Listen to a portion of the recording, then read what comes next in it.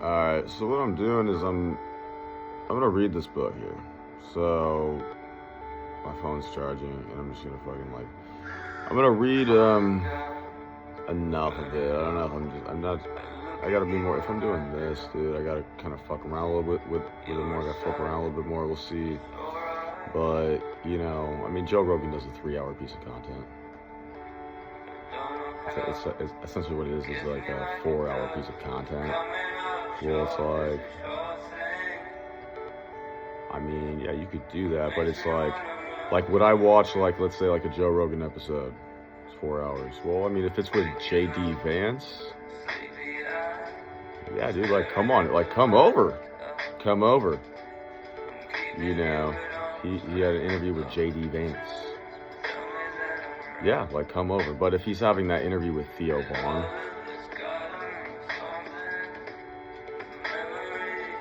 I like Theo Vaughn. But, if he's having his interview with Ben Shapiro, yeah, come on over, dude.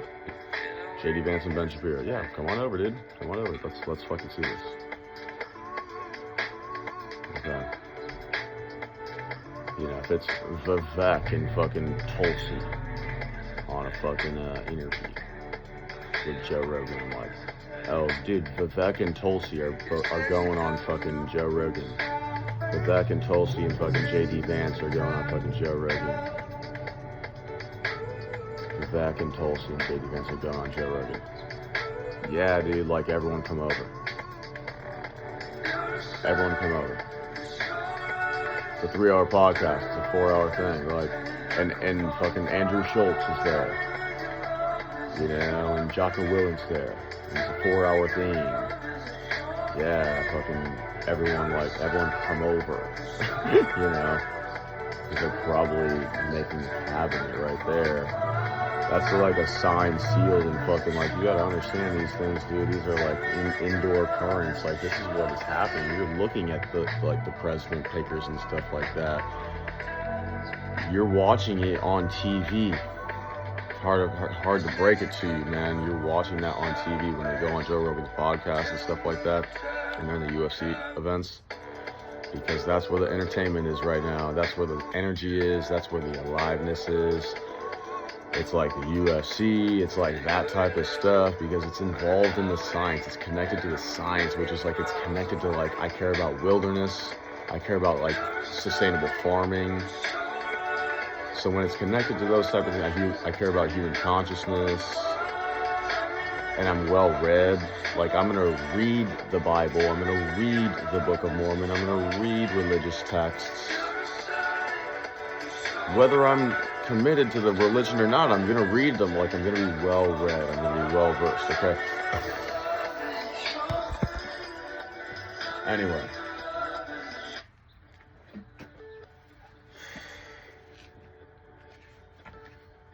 The prophet, Al-Mustafa, the chosen and the beloved, who was a dawn unto his own day, had waited 12 years in the city of Orphalese for his ship.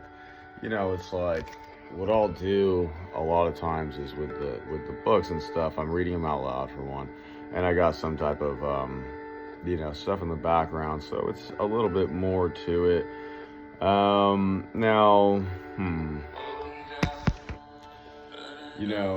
Al-Mustafa, the chosen and the beloved, who was a dawn unto his own day, had waited 12 years in the city of Orphalese for his ship that was to return and bear him back to the isle of his birth, and in the 12th year, on the 7th day of Ailo, the month of reaping, he climbed the hill without the city walls and looked seaward, and he beheld his ship coming with a mist.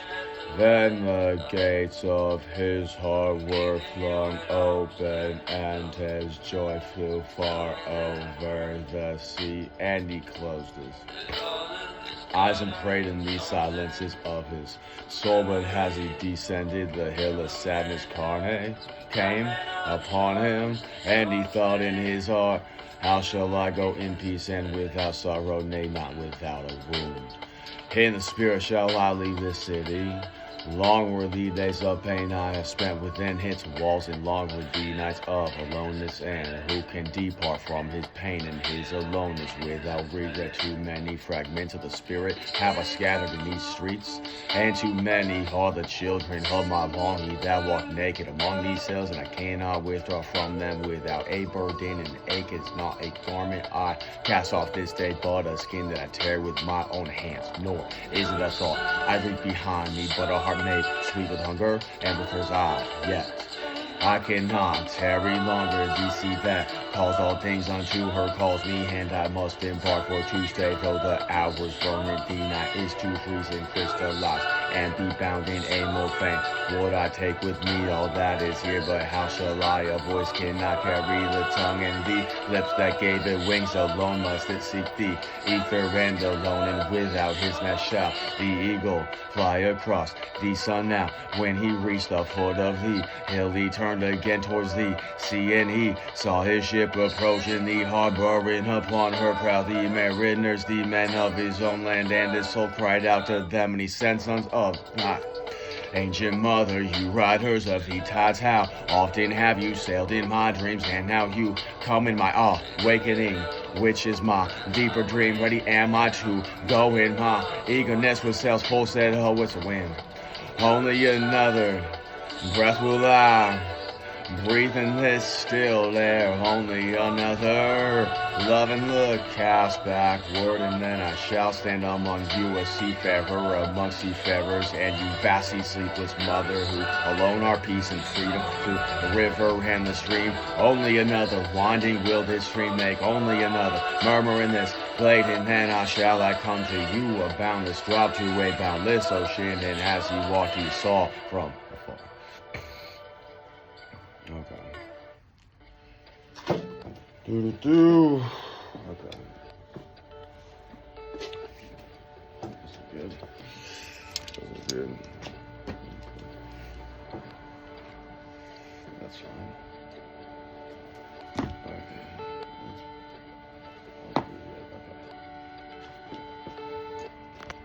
So basically what I'll do is like, I'll put this book through, like, you know, I think a big focus is for people is like books, you know, typically those that are gaining like steam online in a more of a real way.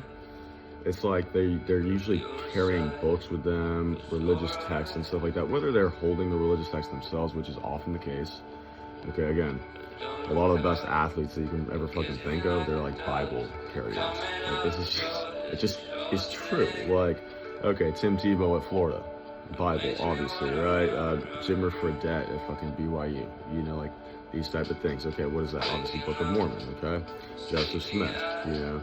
Okay, boom, you know, like translation, like Jesus Christ, Church of Latter-day Saints, of Jesus Christ, like Church of Latter-day Saints, like Latter-day Saints, like Jesus Christ. Okay, so it's based on the same things. It's just a different interpretation. So it's a remix. It's just like Christianity remix, sort of. Okay. Now, you might like the remix. There might be a remix off that. Okay. Now,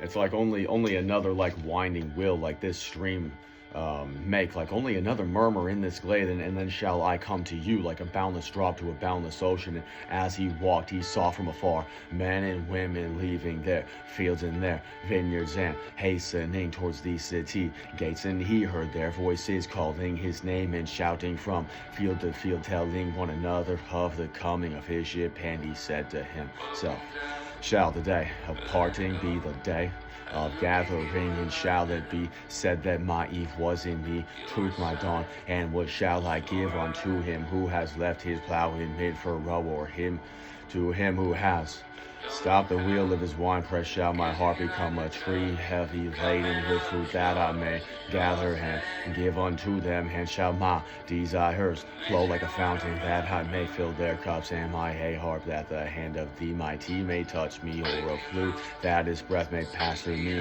a seeker of silences, and high and what treasure have I found in silences that I make dispense with confidence. And if this is my day of harvest, in what fields have I sowed the seed, and in what hungry member seasons, if this indeed be the hour in which I lift up my lantern, it is not my flame that shall burn therein empty hand, or shall I raise my lantern, and the guardian of the night shall fill it with oil, and he shall light it also. These things he said in words, but much in his heart remained unsaid, for he himself could not speak his deeper secret. And when he entered into the city, all the people came to meet him, and they were crying out to him as with one voice. And the elders of the city stood forth and said, Go not yet away from us a noontide. Have you been in our twilight, and your youth has given us dreams to dream? No stranger are you among us, nor a guest, but our son and our